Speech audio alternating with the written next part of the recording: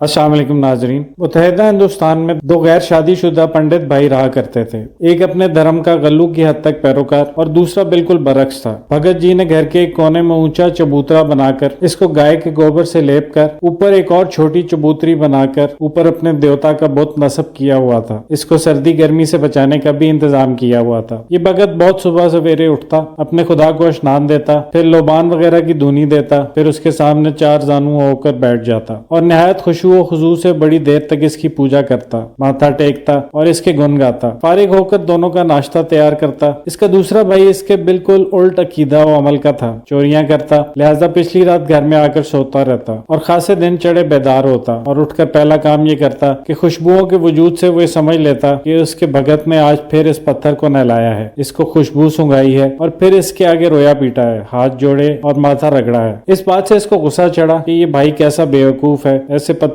کی پوجا کرتا ہے جو ہل جل نہیں سکتا، مکھی نہیں اڑا سکتا، کتا اس پر پیشاب کر دے تو اس کو بھگا نہیں سکتا، جو بت اپنا اتنا کام نہیں کر سکتا وہ اس کے یا دوسروں کے کیا کام بنائے گا۔ پھر چونکہ یہ بھائی کمائی بھی کر کے لاتا تھا اور بڑا طاقتور بھی تھا اور بھگت جی نکما، نکٹو اور کمزور جسم کا تھا، لہٰذا اس پر اس کا روب اور غلبہ بھی لازمی تھا۔ یہ بھائی اپنے بھگت بھائی کی روزانہ اس فضول حرکت کا غصہ اس بت پر اتارتا اور بیدار ہو کر پہلا کام یہ کرتا کہ 5-7 جوتے اس بت کے ساتھ جڑتا اور پھر گرجدار آواز سے بھائی کو کہتا، وہ پگلے لا کیا پکایا ہے۔ وہ بھگت روزانہ لہو کے گھونٹ پی کر چپ کر جاتا اور خاموشی سے ناشتہ اس کے آگے لا کر رکھ دیتا۔ وہ کھا پی کر اپنی مجلسوں میں چلا جاتا۔ 1 سال تک روزانہ یہی ہوتا رہا۔ بھگت بت کی پوجا کرتا رہا اور دوسرا جوتوں سے اس بت کی خبر لیتا رہا۔ 1 سال کے بعد وہ بت بھگت کو خواب میں ملا اور کہا، تم دیکھتے ہو روزانہ میرے ساتھ کیا سلوک ہوتا ہے، اب تک تو ہم نے صبر کیا ہے مگر اب صبر نہیں ہوتا کہ حد ہو گئی، لہٰذا اب یا تو تم اپنے بھائی کو روک لو ورنہ ہم تمہاری گردن توڑ دیں گے۔ یہ سن کر اس بھگت نے ہاتھ جوڑ کر بنتی کی کہ مہاراج آپ کی بےزتی کرتا ہے تو وہ کرتا ہے، میں تو روزانہ آپ کی پوجا اور سیوا کرتا ہوں، اس لیے آپ نے گردن توڑنی ہے تو اس کی توڑیں، میری گردن کیوں توڑتے ہیں؟ تو اس بت نے جواب دیا کہ ہمارا زور تو تم جیسوں پر چلتا ہے، ان جیسوں پر نہیں۔ ہجرت کے بعد مشرقی پنجاب میں ہزاروں ایسے مزارات مسلمان چھوڑ آئے جن پر وہ ہر جمعرات کو باقاعدگی سے چراغاں کرتے تھے اور ہر سال چادر چڑھاتے، ان سے اپنی مصیبتوں کو دور کرنے کی دعائیں مانگتے، نذرانے دیتے اور منتیں مانگتے، اور بفرض محال کبھی ناغہ یا کمی ہو جائے تو تقدیراً تکلیف پہنچنے پر ان کے عقیدہ کے مطابق ان کی شامت آ جاتی اور وہ ان سے ایسے ڈرتے کہ اللہ سے بھی شاید اتنا نہ ڈرتے ہوں۔ مگر جب یہ لوگوں نے وہیں چھوڑ آئے تو پھر ان کا کوئی پرسان حال نہ رہا، بلکہ کئی جگہ کفار نے ان مزارات کو پیوند زمین کر کے وہاں اپنی بلڈنگیں تعمیر کر لیں اور ان لوگوں کا وہ صاحب مزار کچھ بھی نہ بگاڑ سکا۔ اسی طرح جو کفار مغربی پنجاب میں اپنے مندر اور استھان چھوڑ گئے، مسلمان مہاجرین نے ان کے بتوں کو پاش پاش کر دیا اور وہاں اپنے مویشی باندھنے لگے، مگر ان مسلمانوں کا بال بھی بیکا نہیں ہوا۔ حالانکہ ان بتوں کی پوجا پاٹ میں اگر ان کے پرستار ذرا کوتاہی کرتے تو ضرور شیطان ان کو کوئی تکلیف پہنچاتا اور یہ اس سے اپنی اسی کوتاہی پر محمول کرتے۔ سورہ انعام کی آیت 107 میں فرمان باری تعالیٰ ہے، اور اگر اللہ تجھے کسی مصیبت میں مبتلا کر دے تو اس کے سوا کوئی بھی اسے دور نہیں کر سکتا، اور اگر وہ تجھے کوئی خیر عطا فرمانا چاہے تو کوئی بھی اسے روک نہیں سکتا۔ اس لیے مومن کا کامل یقین صرف اللہ تعالیٰ کی ذات و صفات پر ہی ہوتا ہے اور باقی کلی امور اسی یقین و ایمان کے تابع ہیں۔ اور غیر مومن بھی اگر ان توہمات کا منکر ہو تو اسے بھی کچھ ضرر نہیں پہنچتا، بلکہ وہی لوگ اس چکر میں پھنستے ہیں جو کہ ان کے معتقد ہوتے ہیں۔ وآخر دعوانا ان الحمدللہ رب العالمین۔